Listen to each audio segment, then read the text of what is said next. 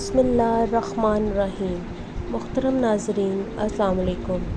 ناظرین، قوم لوط پر اللہ کا عذاب کیوں کر نازل ہوا، تمام تفصیلات جاننے کے لیے اس ویڈیو کو اینڈ تک لازمی دیکھیے، اور اگر آپ میرے چینل پر نئے ہیں تو میرے چینل کو سبسکرائب کر دیں اور بیل آئیکن کو بھی دبا دیں۔ ناظرین، حضرت لوط علیہ السلام اللہ کے ایک برگزیدہ نبی تھے۔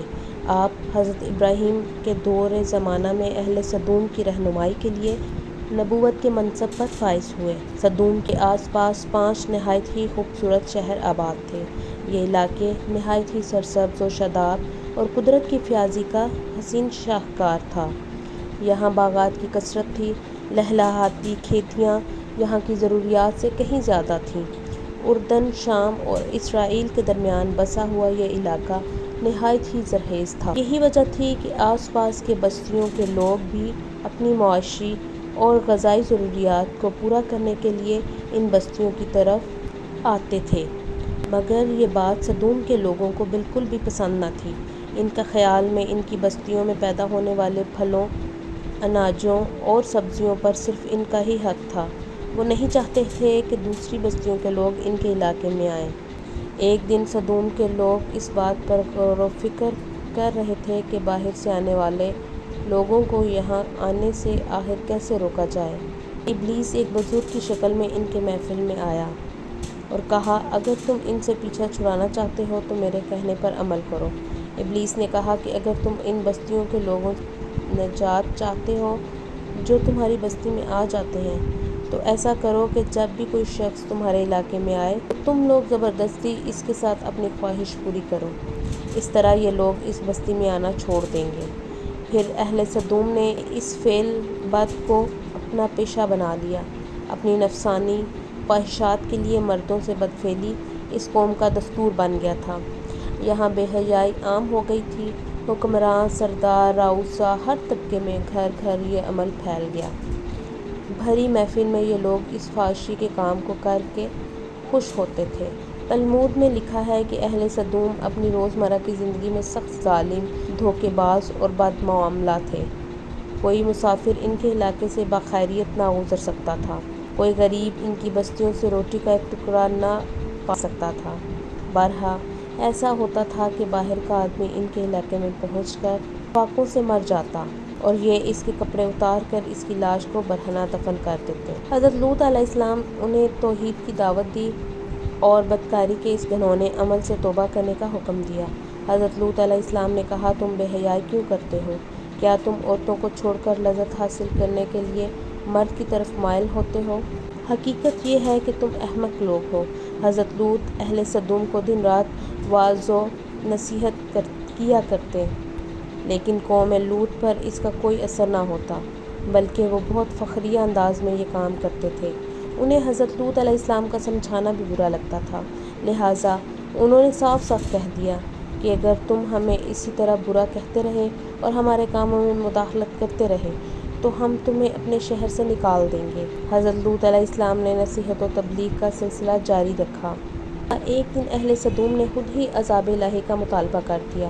اللہ تعالیٰ نے اب تک ان کی اس بدترین فحاشی اور بدکاری کو ڈھیل دے رکھی تھی، لیکن جب انہوں نے حضرت لوط علیہ السلام سے ایک دن کہا کہ اگر تم سچے ہو تو تم ہم پر عذاب لے آؤ، لہٰذا ان پر عذاب الہی کا فیصلہ ہو گیا۔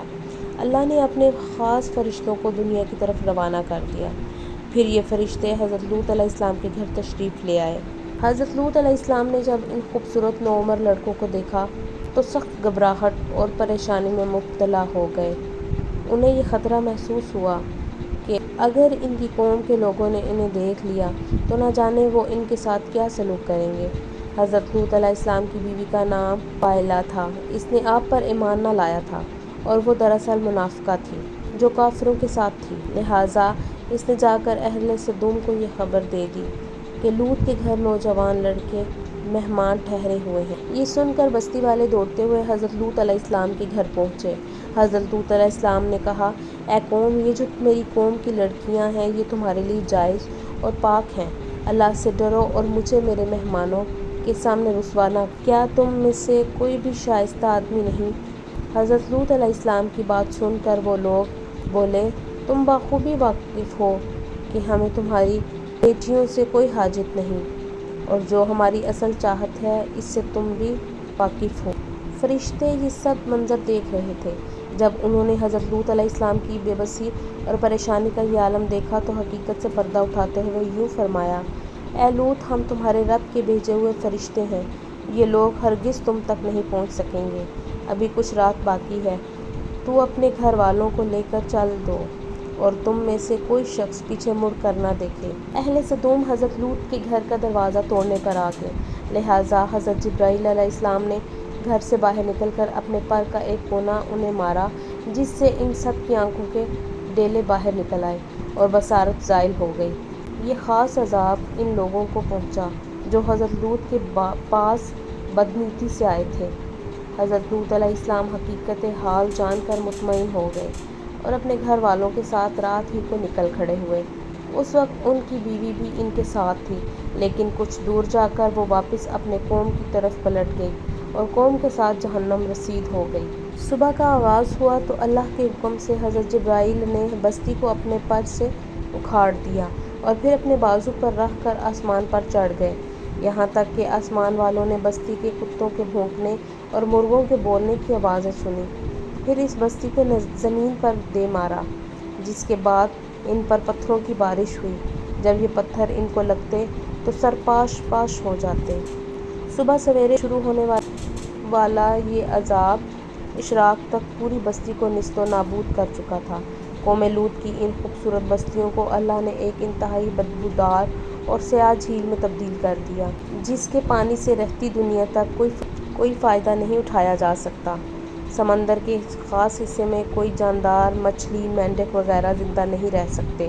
اسے ڈیڈ سی یعنی بحیرہ مردار کہا جاتا ہے، جو اسرائیل اور اردن کے درمیان واقع ہے۔ ویڈیو پسند آئے تو ویڈیو کو لائک کر دیں اور مزید اس طرح کی ویڈیوز دیکھنے کے لیے میرے چینل کو سبسکرائب بھی کر دیں۔